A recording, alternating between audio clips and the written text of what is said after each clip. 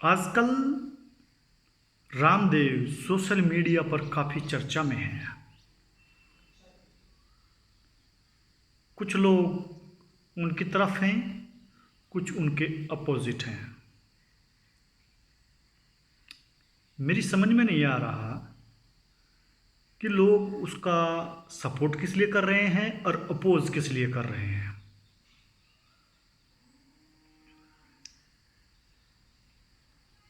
उन्होंने दावा किया है कि भाई मैंने ये बनाया है जो प्रोडक्ट, उसको खा करके आप कोरोना से ठीक हो सकते हैं। ठीक है, परंतु कुछ लोगों को ऑब्जेक्शन है और जो उसमें मेन चीज़ें उन्होंने डाली हैं, तुलसी है, गिलोय है,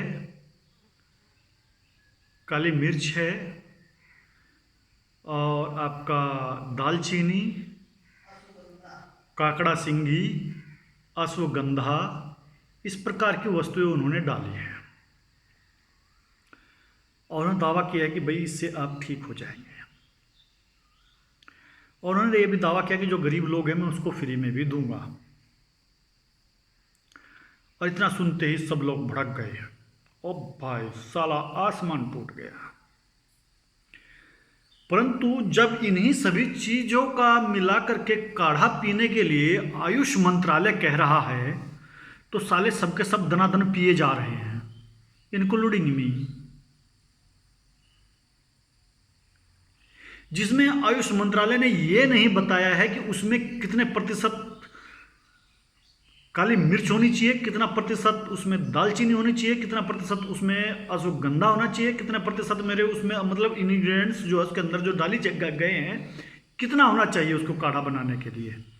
क्या किसी औषध मंत्रालय के किसी व्यक्ति ने या साले किसी अधिकारी ने बताया? हरामी के पिल्ले ने बता दीजिए मेरे को। और आप गटक रहे हैं उसको। थोड़ा 10 काली मिर्च खा करके देखिए बेटा, पेशाब भी नहीं आएगा, है ना। हो सकता है उन्होंने कुछ संतुलित मात्रा में ये चीजें की हों। मतलब औषधालय मंत्रालय एक तरफ लोगों को कह रहा है कि आप इसको पीजिए और आप स्वस्थ रहेंगे, अगर आपको छोटा मोटा कुछ हो भी गया तो भी आप स्वस्थ हो जाएंगे।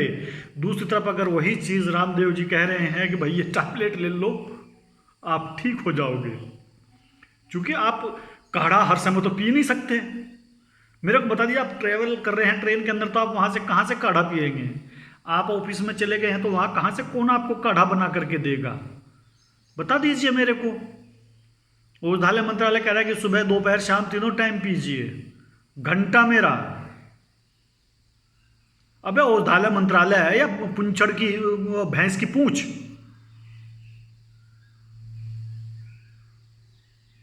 तो अगर आप लोगों को बॉयकॉट करना है तो औषधालय मंत्रालय का कीजिए और वो टैबलेट खाइए जो आपको 3500 रुपये में या 5000 रुपये में एक डोज मिलेगी, या फिर उन हॉस्पिटलों में एडमिट हो जाइए। अगर आपके परिवार में कोई बीमार हो जाता है जो आपको कहेंगे कि आप 5 लाख का पैकेज है हमारा, यहां पर रखिए, परंतु गारंटी नहीं है। मेरे को बता दीजिए वो 5 लाख का पैकेज इन हॉस्पिटलों में या 20 लाख का या 15 लाख का पैकेज इन हॉस्पिटलों में वह ऐसी कौन सी दवाई है जिससे वो आपको ठीक कर देंगे? जब इसकी कोई मेडिसिन नहीं है तो किस चीज का पैकेज आपसे लिया जा रहा है? आप सबसे बड़े महामूर्ख हैं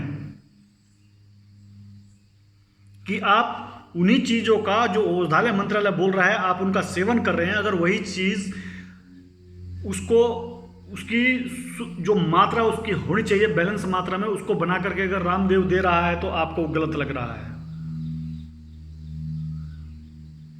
भाई।